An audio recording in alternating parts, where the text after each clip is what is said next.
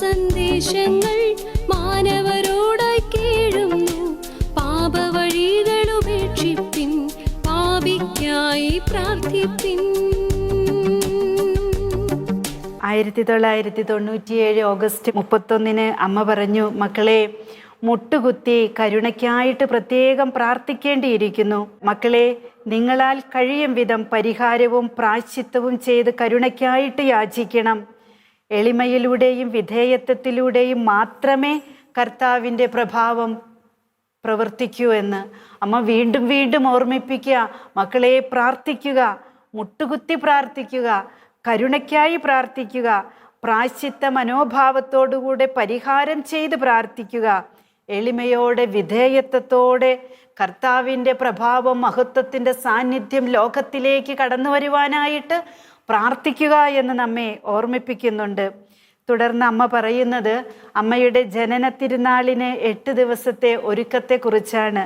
എല്ലാ വർഷവും സെപ്റ്റംബർ 1 മുതൽ 8 വരെ പ്രത്യേകമായി ഉപവസിച്ചും നോമ്പെടുത്തൊക്കെ പ്രാർത്ഥിക്കുന്ന മക്കളാണല്ലോ നമ്മിൽ പലരും. അത് അമ്മ ആഗ്രഹിക്കുന്നുണ്ട്. പലരും ചോദിക്കാറുണ്ട് അത് എന്തിനാണെന്ന്, അത് അത്ര നിർബന്ധമായ കാര്യമാണോ എന്ന്. അമ്മയെ സ്നേഹിക്കുന്നുണ്ടെങ്കിൽ, അമ്മ മാതാവിനെ സ്നേഹിക്കുന്നുണ്ടെങ്കിൽ അമ്മയുടെ ബർത്ത്ഡേക്ക് ഒരുക്കമായിട്ട് മക്കൾ അങ്ങനെ ചെയ്യുന്നത് അമ്മയ്ക്ക് കൊടുക്കാവുന്ന ഏറ്റവും നല്ല സമ്മാനമാണ്. ഉപവസിക്കണം, പ്രാർത്ഥിക്കണം, പരിഹാരം ചെയ്യണം, നോമ്പെടുക്കണം. അത് നല്ലതാണ്. അമ്മ പറയാ, എൻ്റെ ജനന തിരുനാളിന് ഒരുക്കമായി തീക്ഷ്ണമായി പ്രാർത്ഥിക്കുകയും 8 ദിവസത്തെ അനുഷ്ഠാനങ്ങളിൽ വ്യാപൃതരാവുകയും ചെയ്യുക.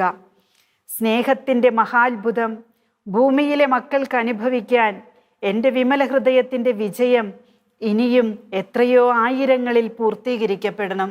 അങ്ങനെ പൂർത്തീകരിക്കണമെങ്കിൽ നമ്മൾ കുറച്ച് ത്യാഗങ്ങൾ ചെയ്യണ്ടേ? നമ്മൾ ഈ ത്യാഗങ്ങൾ ചെയ്യുമ്പോഴൊക്കെ അത് മാതാവിന് വേണ്ടിയല്ല നമ്മൾ ചെയ്യുന്നത്, നമുക്ക് വേണ്ടിയും ഈ ലോകത്തിലുള്ള ഓരോ ആത്മാക്കളുടെ രക്ഷയ്ക്ക് വേണ്ടിയാണ് അത് ചെയ്യുന്നത്. അമ്മ അത് ഉപയോഗപ്പെടുത്തുന്നത് അങ്ങനെയാ. ഞാൻ ഒരു നേരത്തെ ഉപവാസം എടുത്തിട്ടോ അല്ലെങ്കിൽ ഒരു കൊച്ചു ഭക്ഷണം ഉപേക്ഷിച്ചിട്ടോ ഒരു ചെറിയ ആഗ്രഹം മാറ്റി വെച്ചിട്ടോ ഒന്ന് പ്രാർത്ഥിക്കുമ്പോൾ, ഇതൊന്നുമില്ലാതെ പ്രാർത്ഥിക്കുന്നതിനേക്കാൾ വിലയുണ്ട് അതിന്.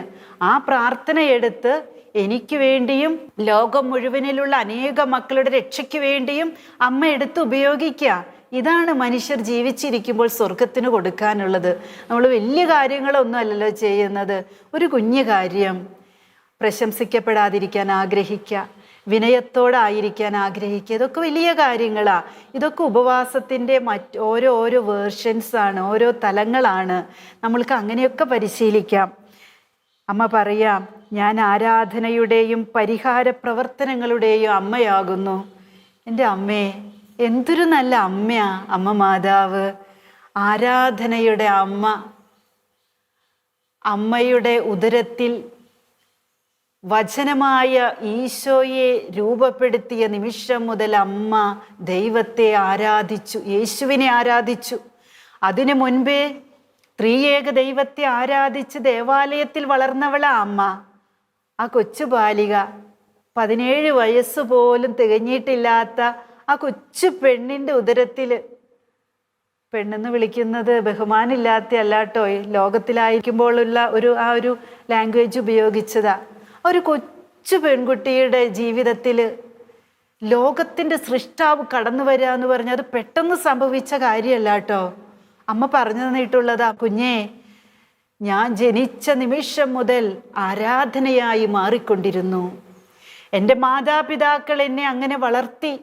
എൻ്റെ മാതാപിതാക്കൾ എന്നെ ദേവാലയത്തിൽ സമർപ്പിച്ചു.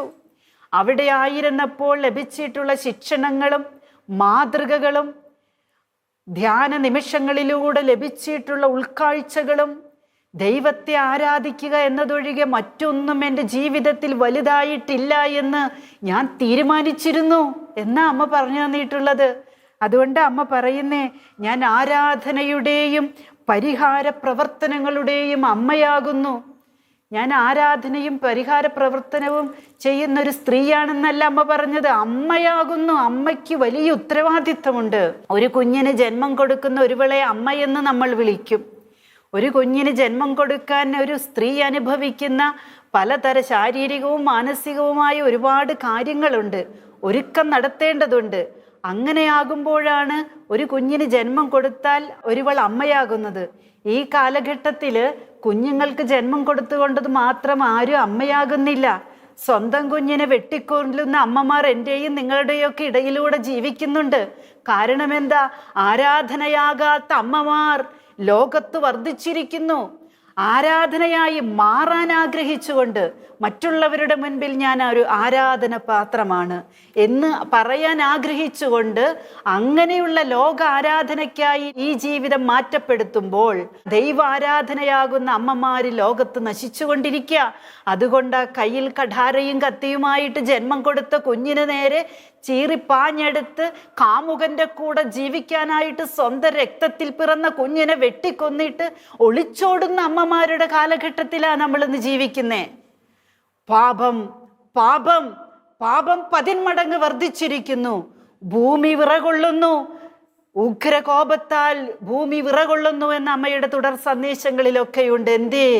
എന്തേ ജന്മം കൊടുത്ത ജീവന്റെ സംരക്ഷകയാകേണ്ട അമ്മ, അപ്പൻ ഇന്ന് ജീവനെ കൊല്ലുകയാണ്. ആരാധനയാകുന്നില്ല ജീവിതം. ദൈവത്തെ ആരാധിക്കുന്ന ചിന്തകൾ, ദൈവത്തെ ആരാധിക്കുന്ന പ്രവൃത്തികൾ, ദൈവത്തെ ആരാധിക്കുന്ന വിചാരങ്ങൾ, വികാരത്തിൽ പോലും ദൈവ വിചാരമുണ്ടെങ്കിൽ ആരാധനയായി തീരും മനുഷ്യന്റെ ജീവിതം. അതിനാണ് മനുഷ്യൻ സൃഷ്ടിക്കപ്പെട്ടിരിക്കുന്നത്. മനുഷ്യനെ ദൈവം സൃഷ്ടിച്ചിട്ടുള്ളത് അതിനാണ്. ലോകത്തോട് മല്ലടിച്ച്, ശത്രുവിനോട് പോരാടി, പിശാചിനെ ജയിച്ച് സ്വർഗത്തിൽ ആനന്ദം കണ്ടെത്താനുള്ള ആത്മാവിനെ ഈ ശരീരത്തിൽ നിക്ഷേപിച്ച് തന്നിട്ട് ദൈവം ലോകത്തിലേക്ക് അയച്ചിരിക്കുക നമ്മളെ ഓരോരുത്തരെയും. ജീവിക്കണം ആരാധനയായി, പ്രായശ്ചിത്തത്തിന്റെ അടയാളമായിട്ട്. ദൈവത്തോട് മനുഷ്യൻ കാണിക്കുന്ന നിന്ദകൾക്കും അപമാനങ്ങൾക്കും എല്ലാ കാരണങ്ങൾക്കും പ്രായശ്ചിത്തം ചെയ്യുന്ന മനുഷ്യനാകണം നമ്മൾ ഓരോരുത്തരും. ഹല്ലേലൂയ. മക്കളെ, തിരുസഭ അജപാലകനായ മാർപ്പാപ്പയ്ക്കും അദ്ദേഹത്തിൻ്റെ പ്രവർത്തന മേഖലകൾക്കും വേണ്ടി പ്രത്യേകം പ്രാർത്ഥിക്കുക. മാർപ്പാപ്പയ്ക്ക് വേണ്ടി പ്രാർത്ഥിക്കണം. ലോകത്ത് ക്രിസ്തീയതയെ നയിക്കുന്ന ഏറ്റവും ഉന്നത സ്ഥാനീയനായി നിൽക്കുന്ന മാർപ്പാപ്പ, ആ മാർപ്പാപ്പയുടെ കരങ്ങൾക്ക് ശക്തി പകരാൻ മക്കളായ നമ്മൾ പ്രാർത്ഥിക്കണം.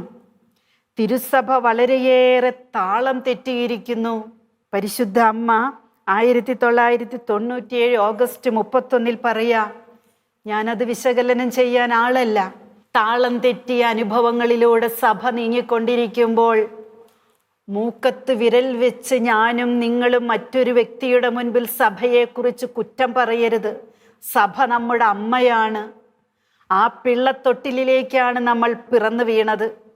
ആ പിള്ളത്തൊട്ടിലിൽ കല്ലുകളും മുള്ളുകളും താളപ്പിഴകളും സംഭവിക്കുമ്പോൾ അമ്മയെ തള്ളിപ്പറഞ്ഞ് വലിയവനോ വലിയവളോ ആകരുത്.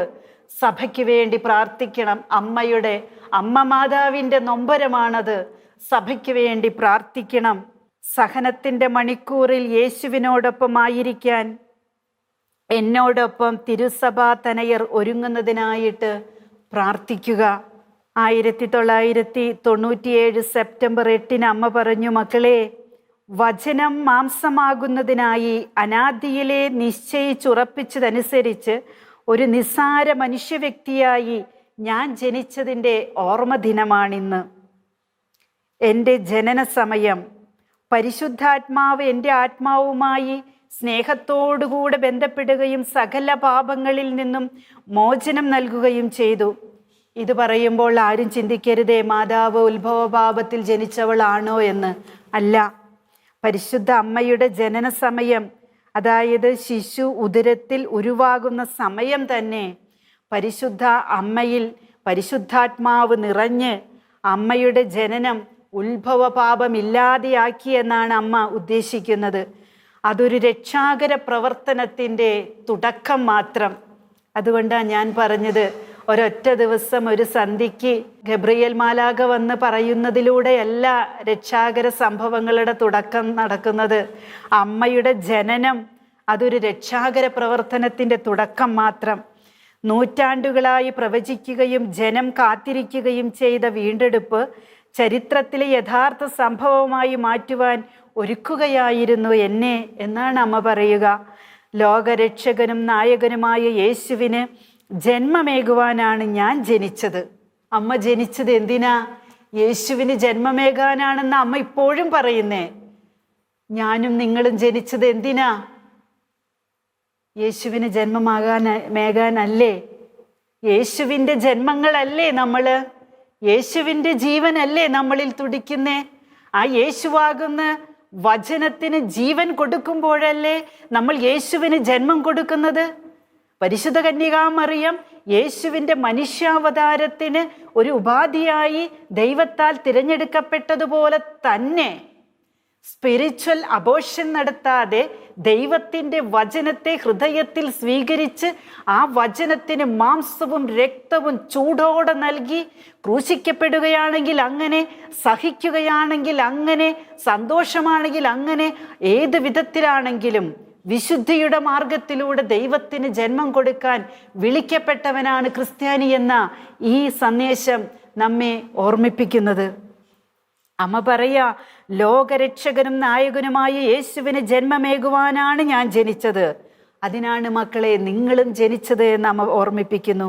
മക്കളെ, ഇതെല്ലാം ചരിത്ര സംഭവങ്ങളായി നിലകൊള്ളേണ്ട കാര്യം മാത്രമല്ല, പാപത്തിന് തോൽവി സമ്മതിക്കേണ്ട കാലം ഇതാ എത്തിയിരിക്കുന്നു. ദുഷ്ടന്റെ പരാജയത്തിലൂടെ പരിപൂർണ നവീകരണം സ്വായത്തമാക്കാൻ എല്ലാ സൃഷ്ടികളും ഇനി ഒരുങ്ങേണ്ടിയിരിക്കുന്നു. പാപത്തിനും വെറുപ്പിനും ഇരയായവർ എൻ്റെ മക്കളാണ്. അമ്മ ഇത് എടുത്തു പറയുന്നത് എന്തുകൊണ്ടെന്നോ, പൂർണ്ണ നവീകരണം സംഭവിക്കണമെങ്കിൽ എല്ലാ സൃഷ്ടികളും ഒരുങ്ങണം. എല്ലാ സൃഷ്ടികളും എന്ന് പറയുമ്പോൾ സസ്യലതാദികളും പക്ഷിമൃഗാദികളും വർണ്ണഭേദമന്യേ, ജാതി മത വർണ്ണഭേദമന്യേ എല്ലാ മനുഷ്യരും ഒരുങ്ങണം കർത്താവിൻ്റെ ദ്വിതീയ ആഗമനത്തിന്. അതിന് ദുഷ്ടന്റെ പരാജയം സംഭവിക്കണം. ആരാണ് ദുഷ്ടൻ? തിന്മ. എന്താണ് തിന്മ? പാപത്തിലൂടെ കടന്നു വരുന്ന അവസ്ഥയാണ് തിന്മ. തിന്മ ചെയ്യുമ്പോൾ പാപം ചെയ്യുന്നു. ഈ പാപത്തിന് പരിപൂർണമായൊരു പരാജയം സംഭവിക്കാനായിട്ടാണ് യേശു ക്രിസ്തു കുരിശിൽ മരിച്ചത്. ആ യേശുവിൻ്റെ ജീവിത പാത പിന്തുടർന്ന് ആ വചനത്തെ, ദൈവത്തെ തന്നെ ഹൃദയത്തിൽ സ്വീകരിച്ച് ശരീരം വിശുദ്ധീകരിച്ച് ആത്മാവ് പൂർണ്ണമാക്കി ദൈവിക നന്മയുടെ വഴിയിലൂടെ പരിശുദ്ധാത്മാവിൻ്റെ അഭിഷേകത്തിലൂടെ ആത്മാക്കളുടെ രക്ഷയെ പ്രതിയുള്ള ജീവത്യാഗ സഹന ജീവിതമാണ് ഇവിടെ പരിശുദ്ധ അമ്മ ഉദ്ദേശിക്കുന്നത്. അമ്മ പറയാണ്, പാപത്തിനും വെറുപ്പിനും ഇരയായ കുറേ മക്കളുണ്ട് ലോകത്തിൽ. അവരും എൻ്റെ മക്കൾ തന്നെയാ. അവരും തിരിച്ചു വരണമെന്ന അമ്മ നമ്മെ ഓർമ്മപ്പെടുത്തുന്നത്.